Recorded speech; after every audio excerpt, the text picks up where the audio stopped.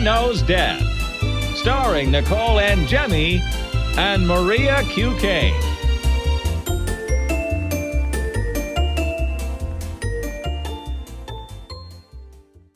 Hi, everyone. Welcome to Mother Knows Death. On today's episode, we have a very special guest, and we're thrilled to discuss with him some of the breaking news stories from this week. Most importantly, the latest on Ellen Greenberg. Joe Giacalone is a retired NYPD sergeant and supervisor of a detective squad, dedicating most of his career to conducting and supervising major criminal investigations. He was responsible for managing hundreds of cold case homicides and missing persons cases. Joe is the author of 2 books, The Criminal Investigative Function, A Guide for New Investigators, and The Cold Case Handbook. Joe frequently appears in the media providing expert commentary on criminal cases and investigative techniques, and he is the host of True Crime with the Sarge on YouTube. Hi, Joe. Welcome to the show. Hey, thanks for having me, guys. Thanks so much for being here. We are so excited to talk to you about Ellen Greenberg. It's really ironic that this story came out yesterday, because when we saw you a couple weeks ago at the CSI training at Lake Tobias, you were in the middle of giving your lecture, and this woman started a little aggressively Attacking? talking. Yeah, I think attacking would be the... Yeah. I think attacking. I'm trying to be nice. About Ellen Greenberg.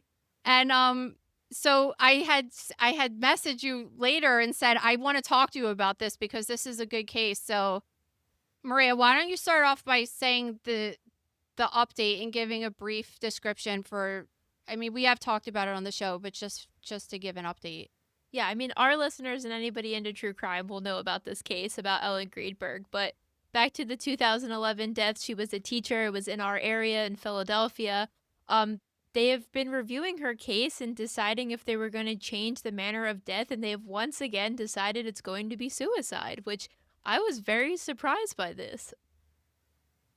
Joe, what do you think? Well, you want to see my shocked face? Like, okay, there we go. I mean, honestly, I didn't think they were ever going to change the manner of death. I don't think that's going to happen unless they are court ordered to in that respect. But that's not the job of the court, right? To investigate something as a homicide. And here's like the background on what this is supposed to happen. Originally, the death was declared a homicide right off the bat. Mm-hmm. The police failed to do crime scene and all the other things that go along with it. And when they found out in the morning that this was now a homicide, they scrambled, they run back only to find out that the house has been professionally cleaned. So they broke a cardinal rule. I mean, they broke a couple of cardinal rules. And the first cardinal rule is you treat every death as if it's a homicide until proven otherwise. And the second one is you don't get a second chance to do it right the first time. And when you have an investigation go that badly from the beginning, this is what we get. 14 years later, we're still talking about it. The family is fighting this now for 14 years, different lawsuits that they have all won, by the way, right? They haven't lost a lawsuit yet. So this case is far from over, but I think that they still have a tough row ahead of them to hoe, because this was another big setback for them because the current medical examiner is refusing to change the manner of death. So I know the current medical examiner. I haven't talked to her since she was a resident with me when I was a PA. And so I haven't talked to her about this case. However, I want to say that I had X amount of residents that I would consider to be good doctors, and I really thought that she was good as a resident and as a fellow. I don't know how she's been in the past, 12 years, so I can't say, but if anyone, she was always interested in autopsy, and she was always good. I did so many autopsies with her, and she was one of the most thorough people that I ever worked with. So I want to say that, and I have some specific thoughts about this too. I don't know what your opinion is on it, but I could go back and forth, but I'm not 100% convinced that she was murdered, but I'm also, I'm kind of in the middle, and I could go either way with it. So I was curious if you had a very strong opinion of what you think happened in this case. And don't worry, we won't attack you. No, that's okay. The best part of your lecture was that you seemed to be agreeing with the lady, and she was getting kind of mad at it, and you're like, "Lady, I agree with you." Yeah, well, and that was the whole thing. Like, what she was saying, or wasn't like out of the realm of possibility, right? I mean, she was basically saying, like, how could this not be? You know, here's the problem with what happened yesterday. Let's just talk about that first. The medical examiner, unfortunately, is behind the eight ball. She's dealing with a case that the body's not in front of her. She's just reading from reports. She's just looking at the old slides and the old photographs. As a matter of fact, according to the Philadelphia Inquirer, she identifies 3 more stab wounds, making it a total of 23. So, she did the best, I guess, she could in regards to the situation that she's been dealt with. Now, that being said, listen, we could talk about the political pressures and all the other things that go along with it. The problem is, and I've said this before on other cases, when the police fail to do a good investigation or fail to do their job, these are the consequences that you have to deal with. We've seen this now in a few cases that have been what I refer to as celebrated cases. Not that because everybody's happy about them, it's just that these are the ones that really catch media attention. Now, stabbing suicides are not, out of the ordinary per se, right? They're very rare. But for women, they're extremely rare. And as a matter of fact, women generally choose a much less violent means. And she also had the pills that she had with her. I've said this before, and I've been on the record. The key to this case is that inside latch. Could they have done a better job in trying to figure out if that thing was really broken through? The whole case lies on that. Because if she locked herself in there, they had made a statement in the reports that there was no disturbed snow or anything on the veranda, and so that there was only one way in and one way out. Unfortunately, there are no security cameras in the hallways, but the fiance has a big problem as far as I'm concerned. He stated that the security guard went upstairs with him when he broke down the door. The security guard has now since written an affidavit and said, that never happened. I wasn't there. So to me, that's a big red flag. And, unfortunately, these are the kind of things that should have been handled in 2011. Not that they're trying to handle this now 14 years later.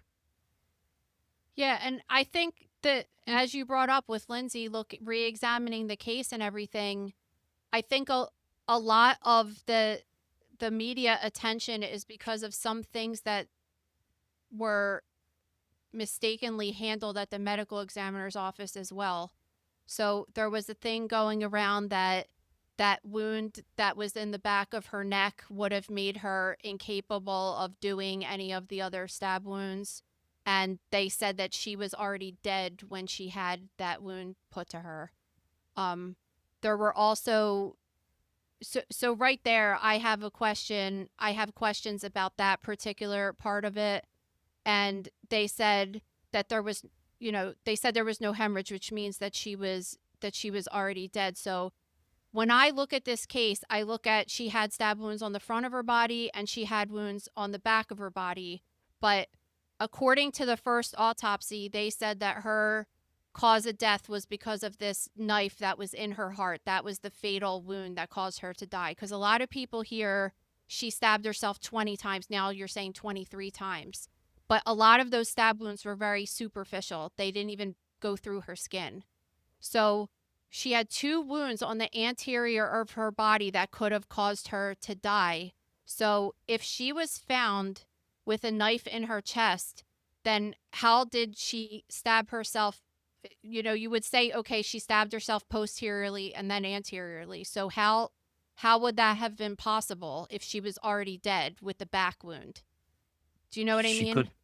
Well, here's the theory, right? You would, as the investigators, you always, you show up at the scene, you develop a theory. And one of the theories that I think they should have been come up with, she was already dead in the apartment. She was already incapacitated, and there was therefore the lack of blood before all these other stab wounds. And that is something that needed to have been done with the post-mortem interval. Now, if you read that MLI's report, the Medical Legal Death Investigators, they do a terrible job trying to tell us about the post-mortem interval.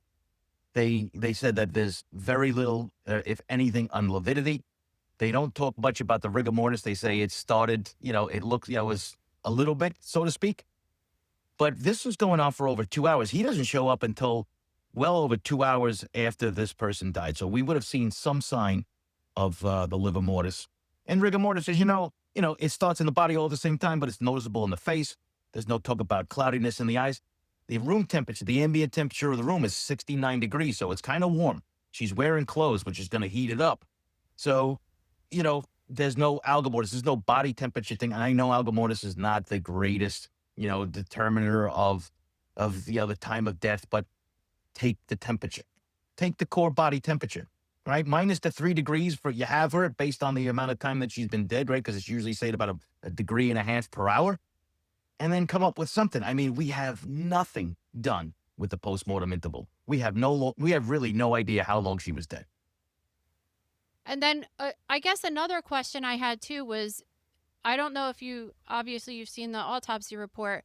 It seems as if there were 2 different types of wounds, and it is possible for knife wounds to look different because a person's moving and it's not a controlled environment. But in theory, some of these wounds looked like some of them could have been caused by a sharp weapon or a double-edged blade, because they had 2 points on the end, and one looked like it had a point and a blunt end on the end, which could have been, I mean, in theory, it could have been a different knife. So the knife that was found at the scene, we definitely know was used because it was in her chest at the time when she was found, and it had one blunt end and one sharp end. So it wasn't a double-edged blade.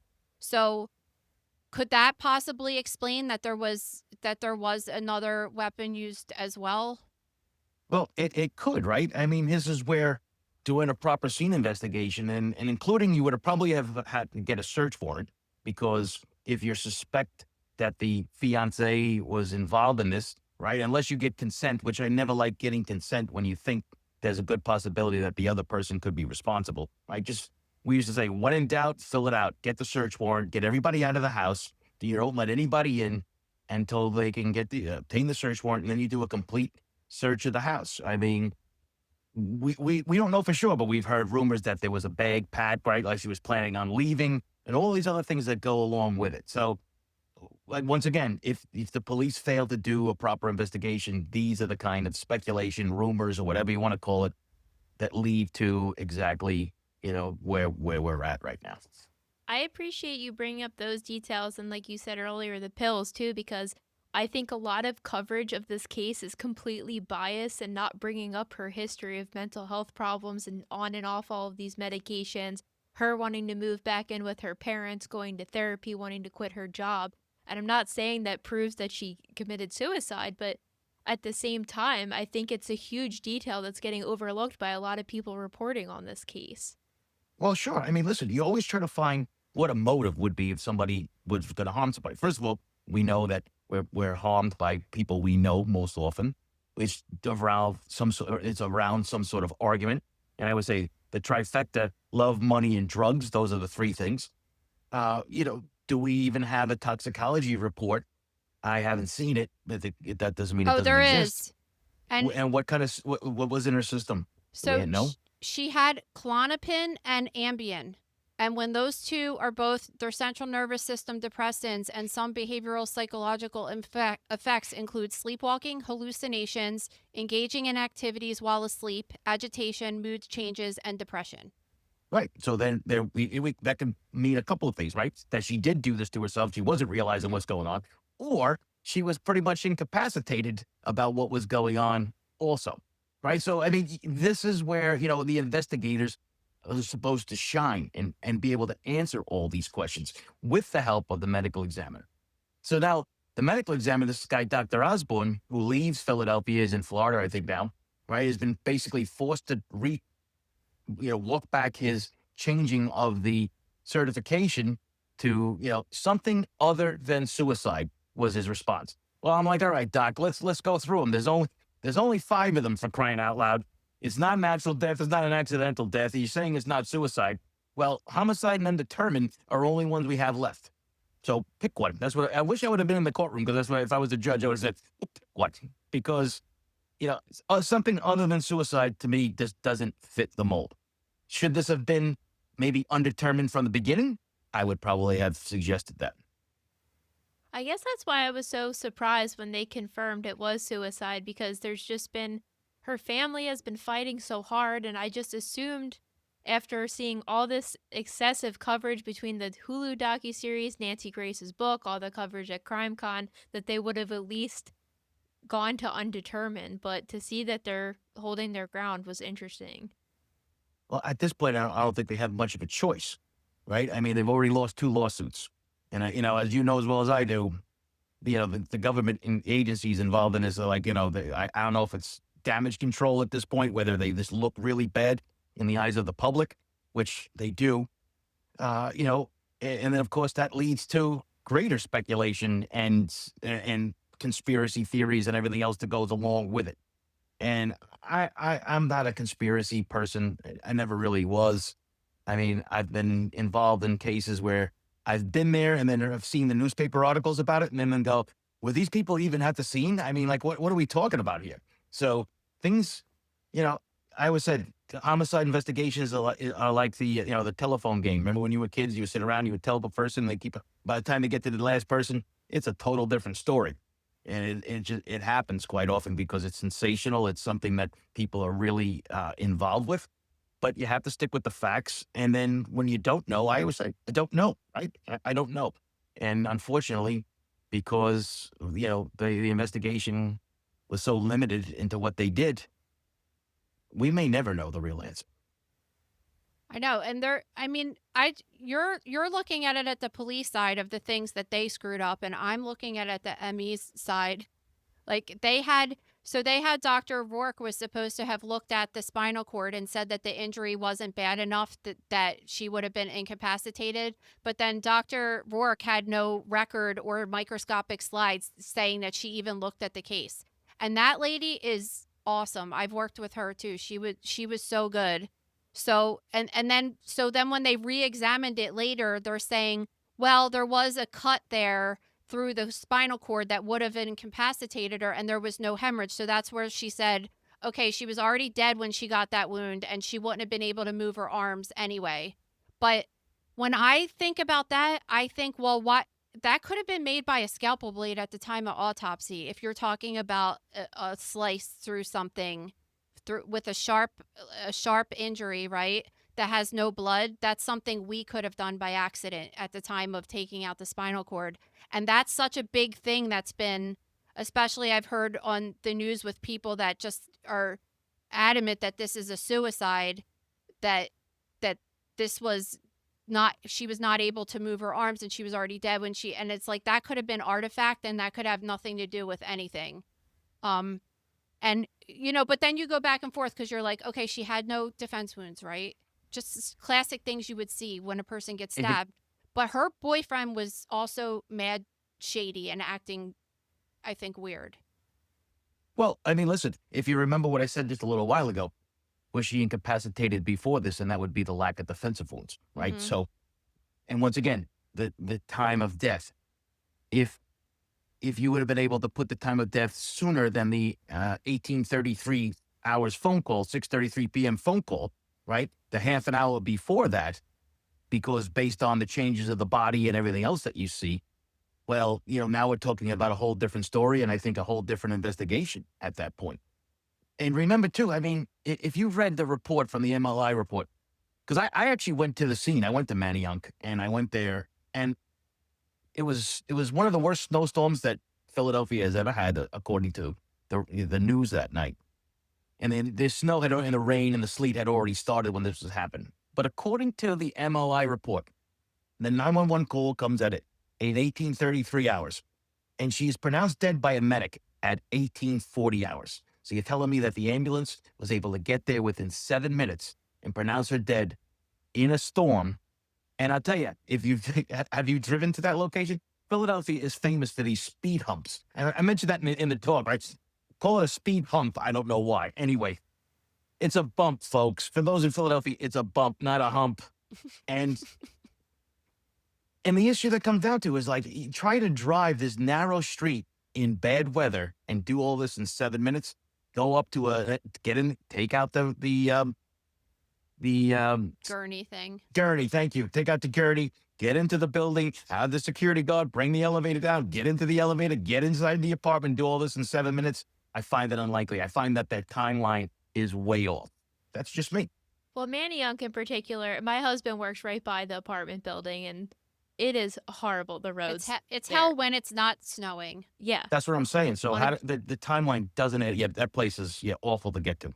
awful to drive around on the most beautiful day in the world. So I agree with you. It does seem off.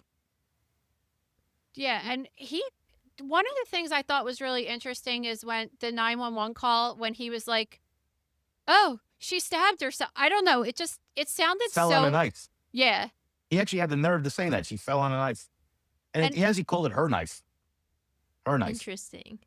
it's just weird because I think that if you found anyone stabbed to death, your first thought would be that someone did it to them. Why would you think? Unless she threatened to kill herself before, like, why would that be your first thought? it's just weird. Yeah, and knives are up close and personal weapons. I mean, they are usually, when you have them, they're usually like crimes of passion that people know each other very well. I would say strangers don't get that mad at each other. This is not like a gunshot from across the room. This is something if somebody is stabbed. We're not saying that happens in this case, but it generally means that it is somebody, a significant other that we have seen from time to time. And that's just based on experience, of course. And there are outliers. So is this guy still involved? I mean, I know they keep revisiting the case, but I mean, if he was cleared as a suspect, then he's just kind of living his life and moved on from this and doesn't have any real involvement with it anymore, right? Well, he's never been named as a suspect. That's the first thing. And second of all, the police always say that the person is not a suspect because there's two reasons for that. One, even if they are a suspect, you don't tell people that publicly because then there's a chance of hiding evidence and stuff like that. And second of all, once somebody becomes a focus of an investigation, there are Miranda rights that kick in. And then if you want to talk to them, you can't talk to them unless their lawyer is present. So there are legal reasons, there are investigative reasons, and nobody is ever discounted as a suspect per se. But when you have something labeled as a suicide, there is no suspect. All right, it's somebody. The definition is somebody takes their own life, and that's it. There's no crime. So in that respect, yes, he isn't a suspect. He's not responsible for her death, as according to the official record. Do you find that a lot of these cases that are such high profile, like one specific one that Maria and I were always thinking about was the Karen Reed trial, that do you think that there's so much doubt because of the botched police job in the beginning, right? Well, yeah, and that's when I was talking about other cases recently, that is the case I'm talking about, and I was very vocal on the beginning of that case too, and I predicted both times that she was going to be found as a hung jury and a not guilty, only because the police once again did not do their job that they did, starting from the very beginning. I mean, if you recall, in that case, in the Karen Reed case, the defense came up and said that basically this was a big conspiracy theory, big cover-up, and then went on in the first 3 days of the trial to prove how incompetent the police were.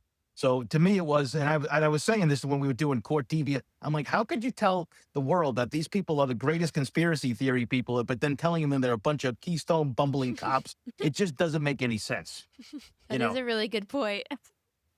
Well, I try to say, and I kind of pride myself in being firmly in the ground, in the realities, let's look at what we know. And I say, we know, us as the public, right? We're not privy to the police reports and what was at the scene. We're only able to make determinations on about what the media tells us or what the court documents say. And everything that we say, of course, is opinion, right? Because that's all we can say. We don't know for sure, but I used to do this for a living, and these are the kind of things that, you have to stay grounded into what you know. Let's not get so far off into the atmosphere. And I'm sure you know this, right? When there is a homicide, the detectives get together and they have like this huddle, so to speak, and you come up with your theories and you come up with what do you think happened? And, I always say there's always one detective that will say, it was, some alien spaceship came in, and everyone would just look at this person and go, okay, whatever. So, and I would say, where do we get cops from? We get them from the community. So if we have the spaceship guy in the police department, we also have the spaceship guy out in the real world too. So you have to deal with these kind of things. And I've said this on many occasions. I think it's very difficult for investigators to deal with the amount of social media pressure now and the amount of, TV shows and newscasts that are strictly related to this stuff. Excuse me. Especially like you saw like the Brian Kohlberger case. It's a tremendous amount of pressure. And I worry about mistakes being made because of that pressure and people saying things in the public forum, meaning the mayors and and the politicians and the police just saying something that they shouldn't say because they're just trying to answer out what's going on in the social media world. I was just thinking about that with Lindsay, the medical examiner who just recertified the death, because I'm just like, she's going to get attacked really bad Oh my because God, of yes. this, and it's not fair. It's not fair. Like she was, when that happened, she was a resident with me at the hospital. I know exactly where she was. She had nothing to even be at that office yet, and it just sucks that kind of stuff. She was going to be screwed either way. No matter what she said, she would be screwed. And it's unfortunate how things go around social media like that. Well, I think yeah. take for example the woman at at your lecture a couple weeks ago, right? People are so passionate about this, and I've been seeing on social media already in the last 24 hours, I'm going to look into her background. What's her husband do? What's her family do? What's her angle? And I'm like, Yeah. she's just trying to do her job and do the proper thing. We Well- don't need well, to it- attack everybody. Sorry for talking over you there for a second, you're Maria, good. but that's why I had said what I said before. Folks, she is behind the 8 ball here. She's dealing with an autopsy that was done 14 years ago by someone else. She doesn't have the body. All she has is pieces of paper and hopefully photographs and slides and all those other things. And let me tell you something.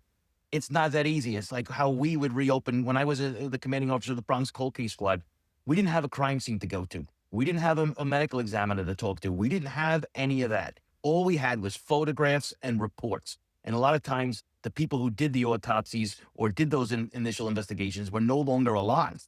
So, I mean, talk about being behind an 8 ball. So it's very difficult for this medical examiner to do anything other than just looking at the pieces of paper that she has and making a professional determination. And she should not be attached to that. She's only doing what she can do based on the cards that she's been dealt with.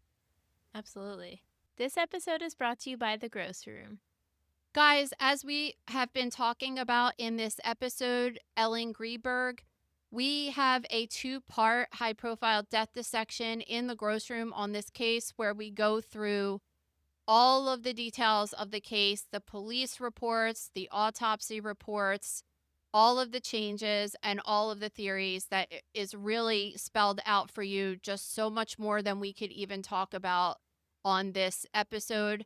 And you could look at the facts from each side and decide for yourself what you really think happened. And I am curious to get your feedback to see what you guys think. So you could check that out in the grocery room. Every week we do a new high profile death dissection, or we do a celebrity death dissection. And this week we did psychic Sylvia Brown. And it's one of the most outrageous dissections that we've ever done. It's really hard to believe that this woman was on primetime TV shooting out the shit that she was, honestly. So check that out. Head over to thegroceryroom.com now to sign up. Speaking of another botched investigation, Joan Kennedy died this week, and it just brought back memories of one of my favorite deaths involving the Kennedy family. There's just so many to choose from, but this is one particular one, and she was semi-involved.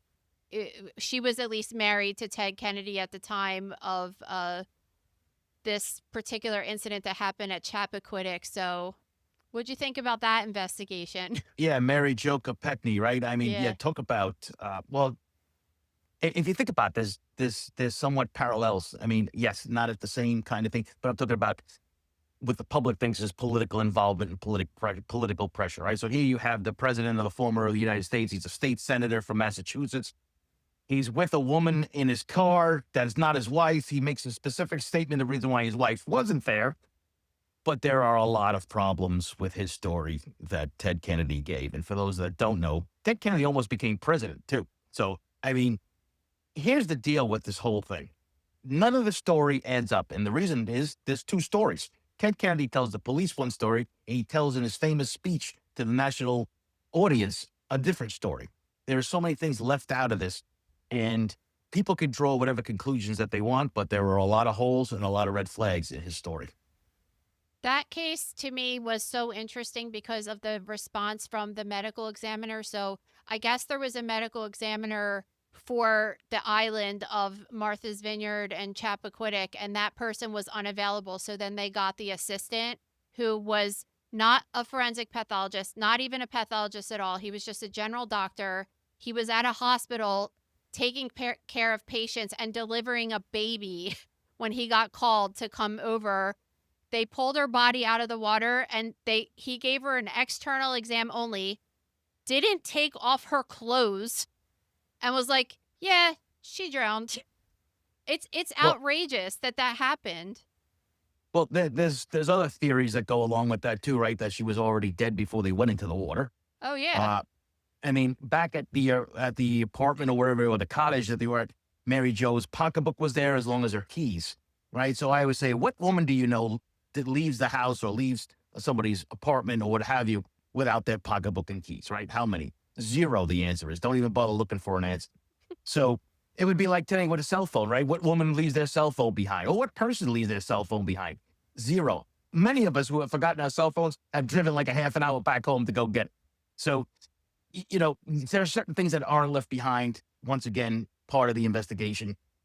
There are timeline problems. And even if when you look and examine his speech that he gave to the nation, you can listen. Remember we were kids and you had to write a story, and they always told you, you know, the beginning, the middle, and the end, right? The introduction, body, and conclusion.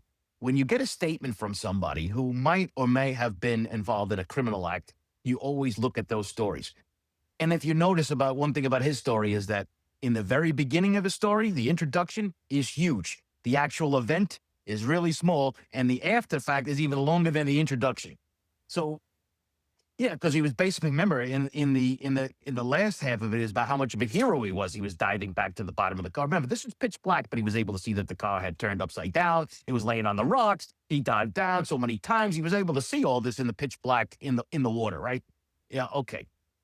And he also said this happened around 11:10 or 11:15. There's a sheriff's deputy has said that he saw a car that matched a similar thing around 12:40, right? So there's another hour and a half missing there. And then when he gets out of the water, apparently, he decides to walk back to the cottage. Now, he tends that he goes back and he gets two of the guys there that he went to go back and search, and they would dive in the water to try to get to Mary Jo Kopechne. And that didn't happen either. They all decided to go home, go to sleep, get some rest, and then wake up in the morning. Then he doesn't call the police yet. He calls the police not until he calls his lawyer first. Then he calls the police. So this is like a 10-hour delay in all this stuff. And oh my gosh, right? So there are lots of issues. People say this wouldn't happen today. I say, never say never, never say always. No, seriously.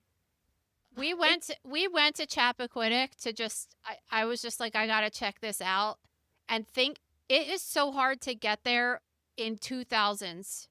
When I went like 2020 or something like that, right? You have to drive to Massachusetts, which just it sucks, just having to do that drive. Then you have to get on a ferry to go to Martha's Vineyard. Then you have to get on another ferry to go to Chappaquiddick. And I was just thinking, like, God, I can't even imagine what this was in 1969. I personally think that they were there to mess around with these girls. Come on. They were all in their 20s and they were all single, the girls, and the men were all over 35 and 5 of the 6 of them were married. Like, it's just, doesn't happen in real life. It was incredibly inappropriate to be in that setting, too. And then wasn't he saying he was dropping her back off at the hotel she was staying? Well, how was she supposed to get in without her purse and keys? Exactly the point you're making. Yeah, there's, like I said, there's a lot. I would say my line is there's so many red flags it looks like China. So, you know, and that's not all of the red flags in there. I mean, he goes on to explain about he does a lot of name dropping. He drops his brother John F. Kennedy's name. And at the end of his whole statement, he throws in this Winston Churchill quote about John Quincy Adams, the state of the, and he's naming all these people. I always say, when people start quoting Bible scriptures and they start putting look out, folks, it's coming. God, it's and so to wrap it up to Joan Kennedy again, that's the thing. Like, so he was married, but not only that, his wife was pregnant and on bed rest because she had had 2 miscarriages. So what do they always tell you? Like, don't put extra stress on your wife. Yeah, so just go out and party with a bunch of 20-year-olds. And she had to go to this funeral and put up face with him to Mary Jo Pesci's funeral, and he's wearing that obnoxious neck brace. Remember that? He was wearing that like the donut one around his neck, and she's there, and she ended up having another miscarriage after that, obviously, because I can't imagine the stress that put on her. And then she had left him because he was an alcoholic. Like, obviously, it just was interesting. I just wanted to bring up. Yeah, I love the history. Any cases chance too. I could bring up Chappaquiddick is good. Yeah, I'm a big fan of the history stuff. When I could tie in the crime to history or historic events or figures, I think it's always fascinating. All right, what about this next case, Ray? Uh-oh. Well, Joe, I don't know how familiar you are with our show, but it wouldn't be a true episode without a rectal foreign body, we like to say. Yeah, I saw your list and I went, oh. It just happens every week, so we just had to bring it up with you. This is another crappy story, but go ahead. So this one is very unusual in all aspects. So police initially got a call about a naked man in a park, but when they got there, they said he was fully clothed, let him go on his way. Then later that day, same guy was trespassing on a railroad, was then arrested. So they bring him in, shockingly he has meth on him. And then when they scan his body, they find a thermos that he shoved into his anus. Yeah. Wow. Yeah. Actually, I had heard about this because just something like that comes over the wire. You just, it's like it's a car accident, right? You just have to slow down and take a look. If you see that a guy has a thermos stuck in his anus, you got to read the article. I mean, it's as simple as. I actually kind of when I read the headline and then I saw a Florida man, I stopped reading after that. But what the issue that comes down to is that Sheriff Grady Judd, is it, or Judd Grady?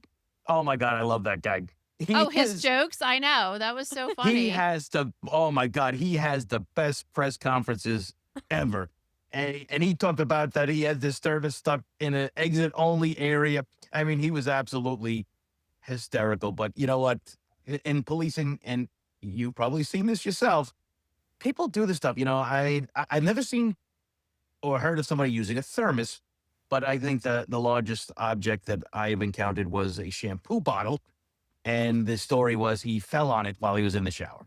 The most classic, every time we cover these type of stories, it's always, I fell on it. I fell on that hammer. I fell on that screwdriver. Yeah. Okay.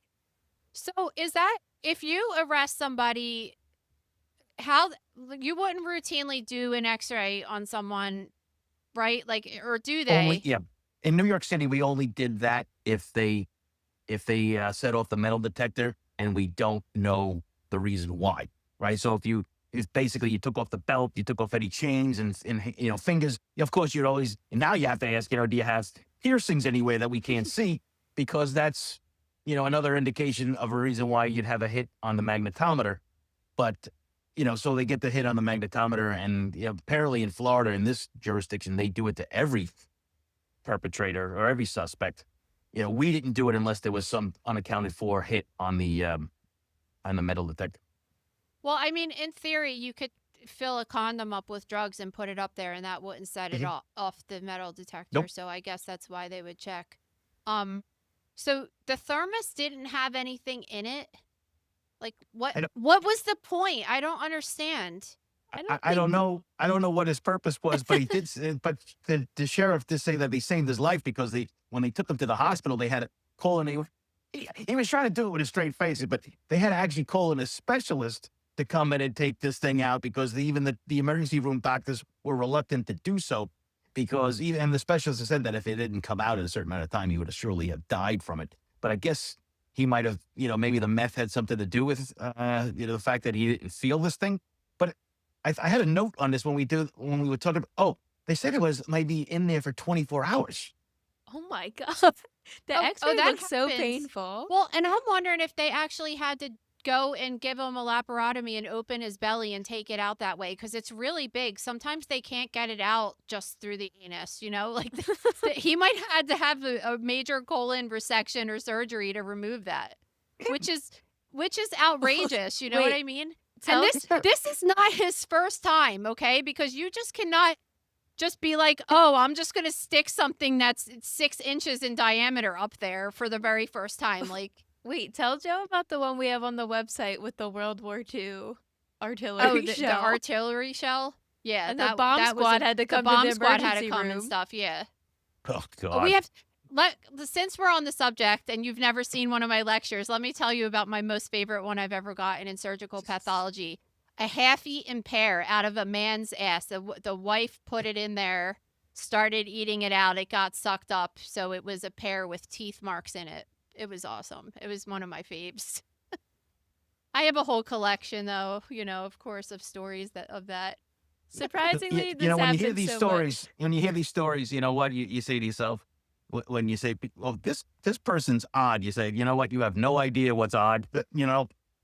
You know what's funny? Before I ever started working in surgical pathology, I was in my young 20s and I got a travel toothbrush holder and it was from this 80-year-old guy's butt, right? And I was like, this is so weird. And I just didn't understand it. And I found the pathologist and I was like, isn't this weird? And he was like, oh no, Nicole, I have to teach you some things. And then like every day, it's just like you just kept getting these crazy foreign bodies all the time. Yeah, I it just happens never more knew. often than you're not. There's a guy on, I think he's on Instagram. He's an EMS worker. I forgot his name, whatever, but he does a whole thing on this. He'll like be in a store and he'll see you'll see this bottle of water and he'll just turn and he turns to the camera and he goes like this. He just shakes his head no. Or you'll see different objects. Just recently, I think he had it was a Christmas tree. It was like a 12-inch Christmas tree. And he picked up the tree and he looked at the camera and he went like this. You know, like don't do it. Because it's true. You get I've gotten obviously like thanks to this dildos and stuff. Well, because back in the day, you weren't able to discreetly get a white box from Adam and Eve delivered to your house or whatever, right? But Now you can get them today, on right? Amazon. Yeah, so today there's no excuse. There's absolutely no excuse. But back in the day, we got cucumbers and you know, just lots of different things. And my dad always says, he's just like, listen, if I ever got a pear stuck up my butt, I would die with that pear up my butt. I would never go to the hospital and get that removed. Well, we're Italian too, so you know the story when my dad telling that is hilarious. All right, next story. This is a very unusual thing I've never heard of. Maybe we should have ended on the last story since I was a little on the funnier side because the next two are not funny but at all. this one's weird though. This one's weird. So this 29-year-old woman has been arrested after she gave a cooler containing a fetus to her lover after he didn't believe that she was actually pregnant. Yeah. I don't know what goes through people's minds. Have you ever heard? I mean, I'm sure you've dealt with. This is the first time I've seen this. Right. This is another level, but I'm sure you've seen crazy domestic disputes. Have you ever had anything that's just like above the normal people fighting thing? I guess, you know, nothing tops this one. I mean, she has a miscarriage. She puts it in a cooler and then calls him up and basically says, "I'm dropping this off to you. Here's your kid." Here's your kid. Yeah. Oh my God. I couldn't believe wow. that. I mean, talk about a whole other level of psycho.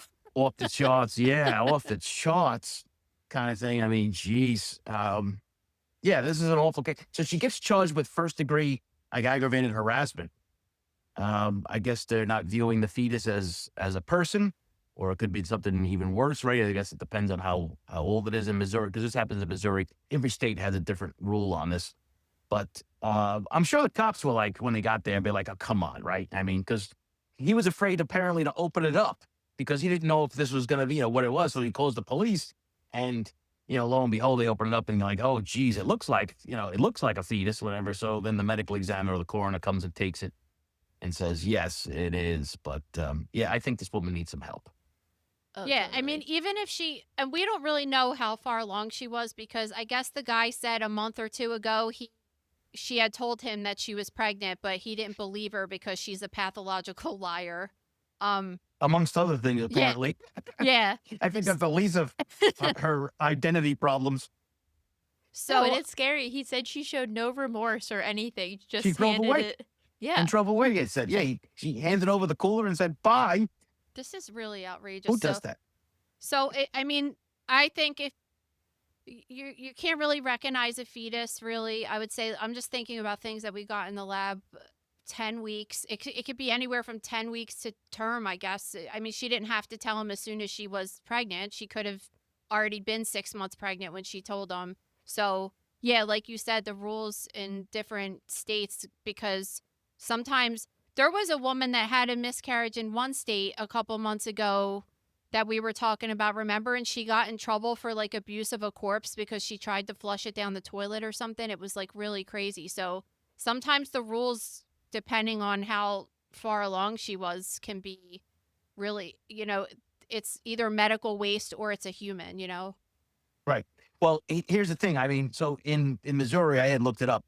This charge is actually an E felony, and which is basically one step above an A misdemeanor. I mean, it's the lowest level felony that you can get, and you can get anywhere from 1 to 4 years if convicted for it. In New York State, if this would have happened in New York State, it was more than likely it would have been what we refer to as the unlawful disposal of a body, which is only a B misdemeanor, which is basically one step above getting a traffic summons. Wow. So, yeah, and it basically it's just a tool to hold people if you have somebody that is, discarding a body, because this now happens more often than you think with all these fentanyl deaths, right? Somebody has a party and they're doing these drugs, person drops dead, and they leave them on the front lawn because they don't want the person in the house. So, and they just discard them, but it has to be something to hold them for an investigation until they can find out. So basically that's what you're dealing with here. It's an awful case. It really is an awful case. It's really weird. I was just thinking that if that happens often with the fentanyl deaths, they should do something like they do with the babies that are not wanted by mothers at the firehouses. They have these drop-off boxes. They should do a don't ask, don't tell, just drop the person in front of the firehouse kind of thing. I don't know. That might not be a just good idea. a bigger box, piles of yeah, especially in the town my husband works at, they're all the time drug deaths. I mean, I guess it's every city that's happening. All right, let's finish off with this what is that called? Boating. BWI. A BWI. Yeah, boating while intoxicated. Yeah, this is another awful case. This is horrible. In North Carolina, this guy and his friends were heavily drinking while driving on a boat on a lake when they struck a 10-year-old girl, killing her, and a 41-year-old woman whose leg had to be amputated. And they're saying that they hit them so hard that the propeller fell off of the boat. Yeah, and according to what the stories say too, that he had the driver of the boat wasn't paying attention. He was watching. He was they were pulling or towing two people like on a float, and he wasn't watching what's going on ahead of him. The people that are in the boat, I think they said they threw about 80 or 100 White Claws into the water. They recovered, I think, 39 empty cans and I think 50, full cans. So they tested him 5 hours later, and he still had, I think, a 1.7. Yeah. So could you imagine if they did the test in the first hour or so? That number would have been much higher. But apparently it's not his first DWI either. So, wow. And they kept his wife, which was unusual. His wife apparently wasn't drunk, but she's on the boat, and the defense had asked to get her bail reduced. And the prosecutor said, no, she had the opportunity to, basically with his background too, to step in. And she basically handed them the keys to this thing. And she's just as much to blame. So it's going to be interesting to see how that plays out. But, something that could be avoided. Let's put it that way. It is interesting because I guess once he realized what he did, he started saying, get rid of this alcohol.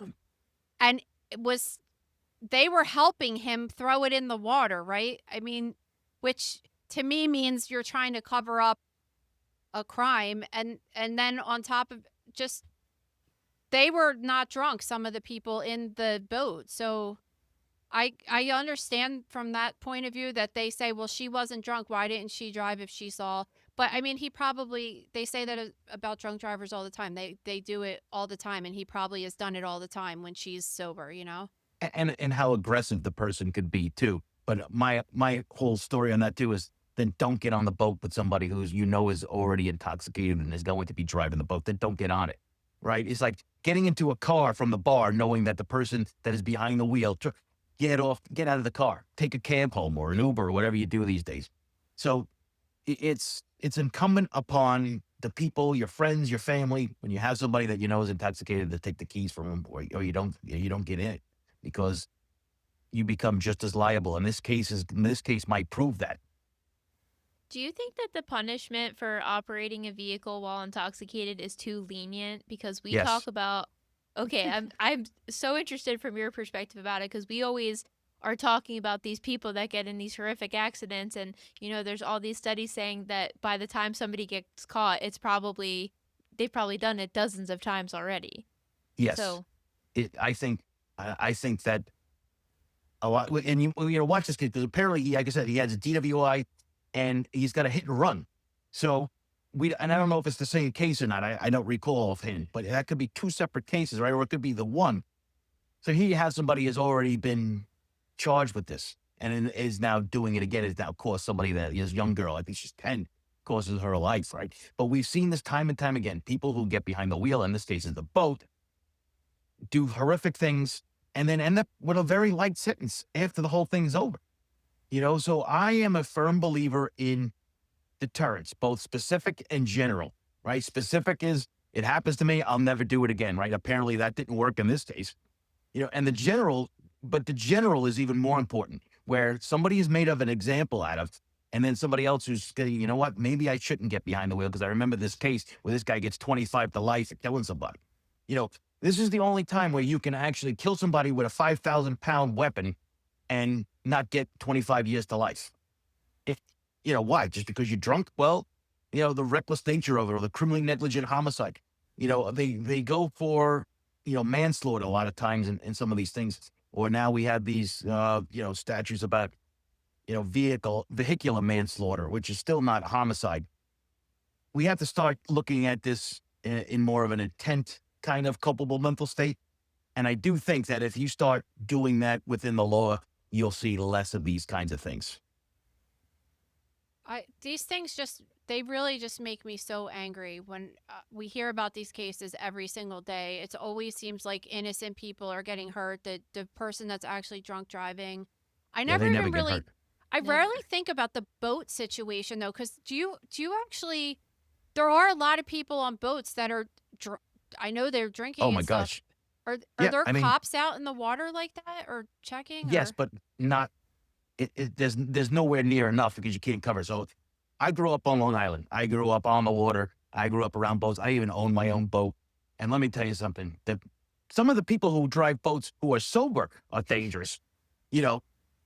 Driving a boat is unlike driving a car, because boats can be very difficult to control based on the tide, the wind, the waves, and everything else that goes along with it. You don't have that on the street. And there aren't any lines. There aren't any lanes. I mean, yes, you have green buoys and red buoys, right? Green on your right going out, red right return going in. But if you go out either side of those buoys, you can run aground. But that's generally where people swim and stuff like that. And I've seen boats that have a very low, what's the word I'm looking for? I forget, but they have a very low, they can operate in very low water. And I've seen smaller boats who are worried about the big wake from the bigger boats that are in the middle of the channel take around those buoys.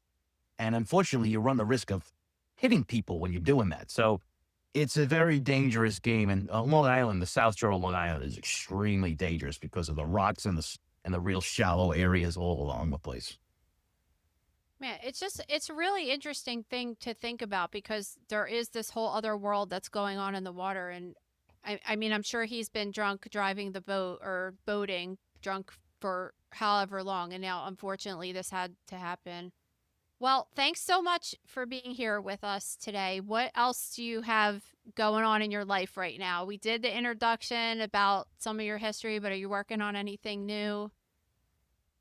Well, I'm planning on hopefully writing a third edition of my cold case handbook, getting that together. And of course, I got the True Crime with the Sarge channel on YouTube that I've been trying to, get guests and do those kind of things. And I teach 2 days a week, and I have papers out the wazoo, not like the guy with the thermos, but, I got a lot of stuff going on. So it becomes difficult to try to, keep all these things, all these balls up in the air. And I'm getting old too. So, people think like, I'm like 45 years old or whatever. I'm like, I'm almost 60, guys. Leave me alone with this, And Are it's you? funny because I Because have you those, don't seem that. You don't yeah, seem like you're almost 60. Yeah, you have like yeah. a youthful a way of appearance, but just like your attitude too is very youthful. Well, if I had hair, I'd look a lot younger, right? So, and if I let my beard grow out, it's all white. You can see something of it all white. But I keep myself busy. Like in regards to, I enjoy doing it. Right? I enjoy talking to people. I enjoy being on other people's shows like your own, and meeting you guys in person was great too. So, the stuff with Cheryl. I mean, if that kind of stuff for me is really fun. So I'm enjoying myself for What do your now. students think of this, that you have this YouTube and stuff? Do they, because you have students that are they mostly younger, like in their 20s, or you have all ages? Yeah, most of them are probably 19, 20 years old. I don't push this with the students per se. Some find it automatically. I Yeah. guess a lot of time the students, because they look for that rate my professor thing, right? They want to make sure that they're not getting a complete asshole before they take the class. So they go, and then of course, when you do that, my name pops up in other places. And, then they find it and be like, oh my God, I didn't know you have this. They think like it's impressive. I'm like, guys, it's like, it's YouTube. Yeah, Yeah, exactly. But that's how it's you're free. cool. You could do it yourself. Yeah. It's the only my younger kids besides Maria are 11 and 12, and it's just like the only way younger people gauge people anymore. It's really sad, actually. I'm just like, Yeah. oh, How many followers you got, right? yeah. Basically, yeah. And I'm just like, well, I was a single mom and I got a bachelor's and a master's degree. Does that count for anything? Like, no. No. Followers, you're cool, Yeah. Well, like I said, when it's no longer fun or just things, life gets in the way, which happens from time to time, I'll continue to do whatever I can do. One of the things I do like doing, and I don't know if you saw this, but on my channel, I have on the post section, I do a quiz a day. So 6 days a week, I give a multiple choice quiz on death investigations, forensics, criminal investigations, and on some days, usually a poll day. And I found that the audience really loves that kind of stuff. So I can do that. I think there's like 150 questions up there right now. And I have teachers that reach out to me saying, hey, can I use these for my midterm? Yeah, knock Oh, yourself that's out, man. awesome. Yeah, That's knock super yourself out. cool. Yeah, so why reinvent the wheel, I tell people. Yeah, you did the lecture you did was unexpected to me at the CSI training, and I thought it was awesome. It was just trying to tell, because everyone in your audience, I mean, obviously you don't know who's in your audience, but there's a lot of people that just might be my mom was there with us, right? And my mom's a perfect example of someone that, like, she was kind of a stay-at-home mom, and she didn't really she probably would have done really well in this field if it was a different time, and she's very interested in it, in true crime. So you were trying to teach people how everyday citizens can help solve cold cases, and I thought that was super cool, all the stuff you were going through. Yeah, and actually, to tell you a secret, I won't tell Cheryl this unless she watches this. I had to put that presentation together at the last minute because originally I was just going to go in there up there and talk, and then they said, no, we want a presentation, and I'm like, oh boy. So I was up like trying to just throw this thing together. But I told Cheryl too, I could go up there and talk for 3 hours without anything. But whatever you want, I could talk cases, I could talk whatever you want. Cheryl's like, go up there, honey, do whatever you want, And I try to make it different for the 2 nights too. So were you there the first night? No, we just Yeah, threw so up. I Yeah. I had 2 different presentations basically, and I went through 2 different things to try to keep it fresh for the people that are forced to be there 2 days. 2 days. Yeah. No, you're a really good lecturer. Like it was very entertaining and kept people engaged. And we've done events with Cheryl before, so we know that she has no anxiety in her body, so she's just like, yeah, just go do whatever. And I'm like, Cheryl, I need to like when I was just presenting at CrimeCon, I just said to her, I have to be in my hotel room for the next 24 hours and prepare for this lecture. And she's looking at me like I'm a crazy person. And I'm like, dude, I'm not like you. I don't just wing it. Like I need to Yeah. I need to Yeah, be focused and whatever. Yeah, I've done 4 talks at CrimeCon now. I haven't been there the last couple of times, but I've done 4 talks at CrimeCon, and actually I was almost outdone by the sloth, right? So try to do a talk off the cuff, and you got this thing hanging, dangling from your head, looking at it, trying to reach out and grab you. So how many people can say that they did it? They did a talk with a sloth trying to attack you. That was a very unusual circumstance to be standing there lecturing with a sloth, and you didn't know that obviously before you got there, so you're just like, oh cool, this is. Yeah, well, the alligators and stuff like that. You know, it was actually I really had a lot of fun. I love animals too, so it was good. But I stayed away from the snakes and the crocodiles. But other than that, Yeah, it was really interesting. Actually, during your lecture, like I look over and the one crocodile looked like it was hugging the other one, and I wanted to take a picture, and I'm like, you know what? This is going to seem so rude because the giant flash is going to go off, and I was just like, I'm going to sit here. He's had enough with getting the low grade attacks during this. So we loved that. That was fun. Well, thanks again for being here. We hope you could come back again soon. anytime, you guys. All It was right. a lot of fun. See ya. Thank you. Thank you for listening to Mother Knows Death. As a reminder, my training is as a pathologist assistant. I have a master's level education and specialize in anatomy and pathology education. I am not a doctor, and I have not diagnosed or treated anyone, dead or alive, without the assistance of a licensed medical doctor. This show, my website, and social media accounts are designed to educate and inform people based on my experience working in pathology so they can make healthier decisions regarding their life and well-being. Always remember that science is changing every day, and the opinions expressed in this episode are based on my knowledge of those subjects at the time of publication.